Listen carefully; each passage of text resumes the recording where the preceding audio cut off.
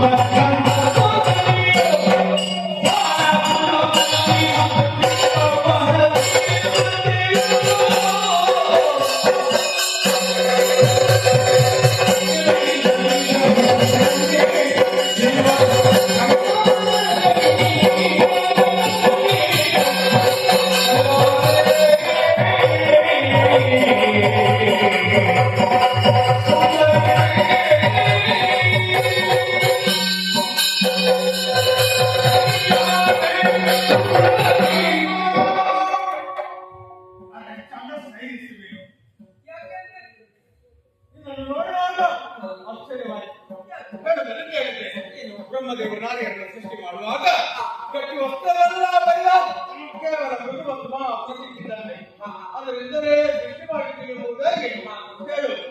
ಅದು ಸತ್ಯ ಅಂತ ಈಗ ನಿನ್ನನ್ನು ನೋಡುವಾಗ ನನಗೆ ಗೊತ್ತಾಗ್ತಲ್ಲ. ನಿಲುಮೆ ಹಾಗೆ ಧರಿಸುವಾಗ ಆಗುತ್ತಿರುವಂತಹ ವೈಯಾರ ಆ ಸವಿ ನುಡಿ ಇದೆಲ್ಲವೂ ಒಮ್ಮೆ ಕೇಳಿದ್ರೆ ಮತ್ತೊಮ್ಮೆ ಕೇಳಬೇಕು, ನಿಮ್ಮಲ್ಲಿ ಹಾಗೆ ಬರಬೇಕು, ನಿನ್ನಲ್ಲಿ ಮಾತಾಡಬೇಕು, ನಿಮ್ಮ ಆಸೆ ಎಡಗುತ್ತಿರ್ತಾವು. ನಿಮ್ಗೆ ಯಾರಂತ ಗೊತ್ತಿಲ್ಲ, ಯಾವ ಲೋಕದವಳು ಅಂತ ನನಗೆ ಗೊತ್ತಿಲ್ಲ. ಭೂಲೋಕದವಳು ಅಲ್ಲವೇ ಅಲ್ಲ. ಮೇಲೆ ಲೋಕದಿಂದ ಬಂದಿರಬಹುದೇ, ಕೆಳಗಿನ ಲೋಕದಿಂದ ಮೇಲೆ ಏನಿರಬಹುದೇ ಹೇಳಿರುವ ನನಗೆ. ಆದ್ದರಿಂದ ಯಾರು ನೀನು, ಯಾಕೆ ಈ ಕಡೆಗೆ ಬಂದೆ?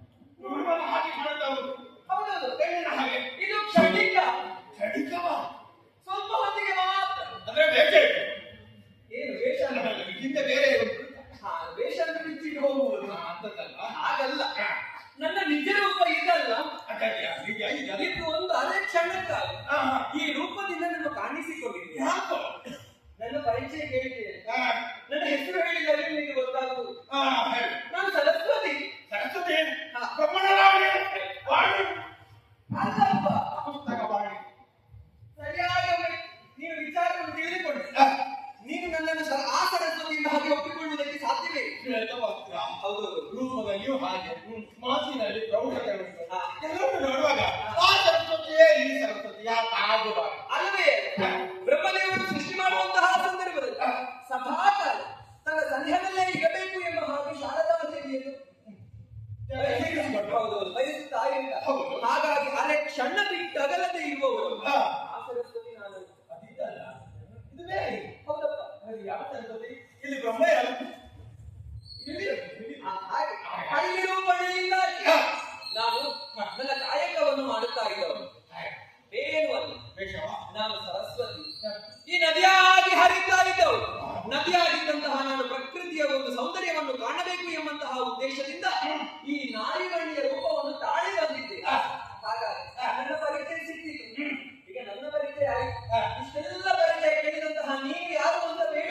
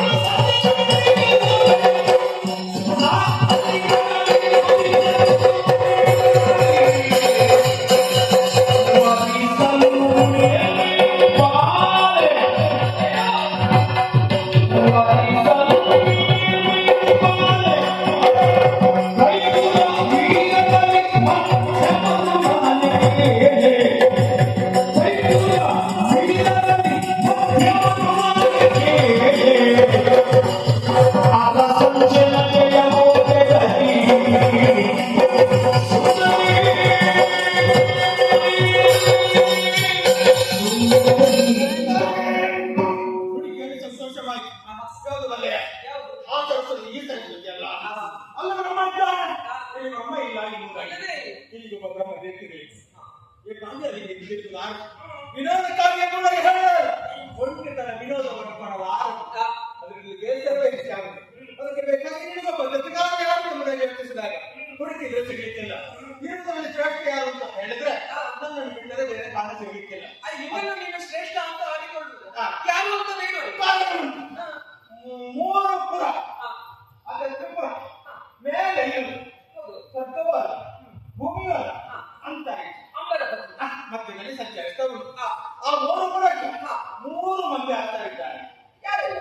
ಒಬ್ಬ ನನ್ನ ಅಣ್ಣ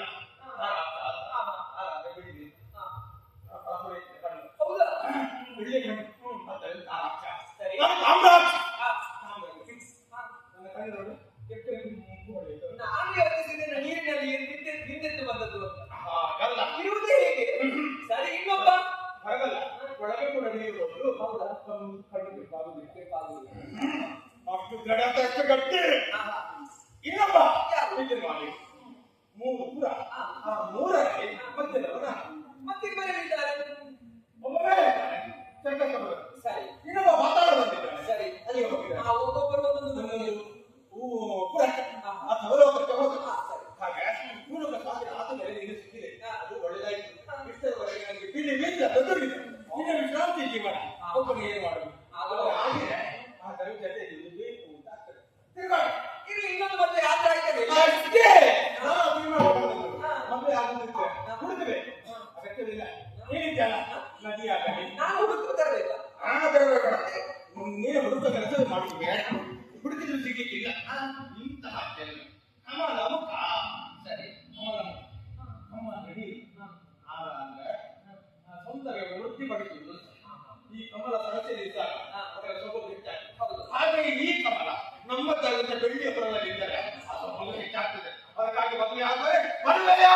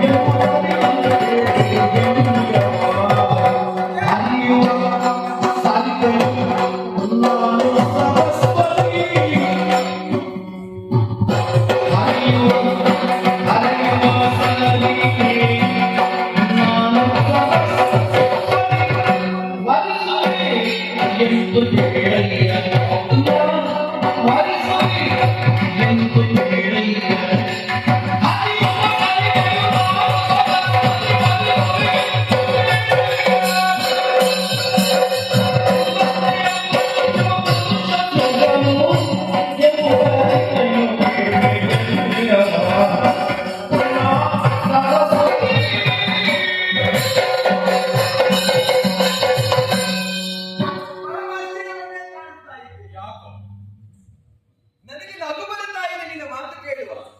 ಯಾಕೆ ಇಲ್ಲದಿದ್ದರೆ ನಾನು ಯಾರು ಎಂಬ ಹಾಗೆ ಹೇಳಿದ ನೇರವಾಗಿ ನಿನ್ನ ಮನದಾಸೆಯನ್ನು ಹೇಳಿಕೊಡುವುದಕ್ಕಾಗಿ ಮುಂದ ಹೌದು ನಾನು ಆಡಿದ್ದೇ ಉಂಟು. ಈ ರೂಪ ಕ್ಷಣಿಕ ಅಂದ್ರೆ ಸ್ವಲ್ಪ ಹೊತ್ತಿಗೆ ಮಾತ್ರ. ಆದ್ರೆ ನನ್ನೇ ರೂಪಕ್ಕೆ ಮಾರು ಹೋದಂತ ಹಾಗೆ ನಿನ್ನ ಮನದಿಂಗಿತವನ್ನು ಈಡೇರಿಸಿಕೊಳ್ಳುವುದಲ್ಲ ನನ್ನನ್ನು ವಿವಾಹವೆಂಬ ಹಾಗೆ ಆಡಿದೆಯಲ್ಲ. ಹೌದು ಸಾಧ್ಯ ಉಂಟ ಹೇಳಿ? ನಾನು ನದಿ ಲೋಕದ ಉದ್ಧಾರಕ್ಕಾಗಿ ಹರಿದು ಬರುತ್ತಿರುವ ಈ ಲೋಕಕ್ಕೆ ಆವರಿಸಿದಂತಹ ಕ್ಷಾಮವನ್ನು ಹೋಗಲಾಡಿಸುವಂತಹ ಒಂದು ಕಾಯಕವೂ ನನ್ನದು. ಹಾಗಿರುವಾಗ ಅಂತಹ ಕೆಲಸವನ್ನು ಮಾಡುವಂತಹ ಈ ಹೆಣ್ಣಿನ ರೂಪದಲ್ಲಿ ಬಂದಿರುವಂತಹ ಸಂದರ್ಭದಲ್ಲಿ ಮದುವೆಯಾಗಿರುವ ಹಾಗೆ ಆಡಿದೆಯಲ್ಲ. ನಾನು ನದಿ ಸರಸ್ವತಿ ನದಿಯಾಗಿ ಹರಿಯಬೇಕಾದ ಆದ್ದರಿಂದ ಮದುವೆಯಾಗುವುದಕ್ಕೆ ಸಾಧ್ಯವಿಲ್ಲ. ಇಂತಹ ಚಿಂತೆಯನ್ನು ಬಿಟ್ಟು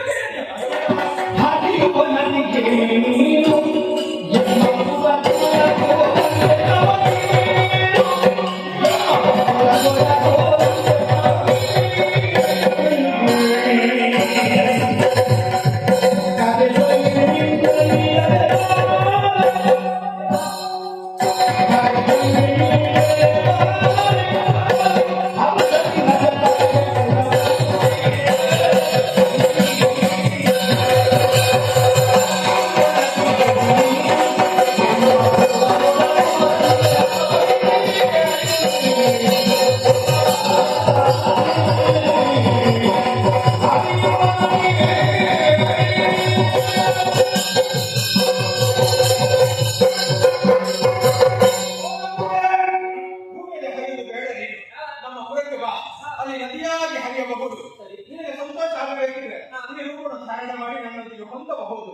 ಮಿಕ್ಕ ಸಮಾಜದಲ್ಲಿ ನಮ್ಮಲ್ಲಿ ಹರಿಯುವುದಕ್ಕೆ ವ್ಯವಸ್ಥೆ ಮಾಡ್ತೇನೆ. ಬರುವೆಯ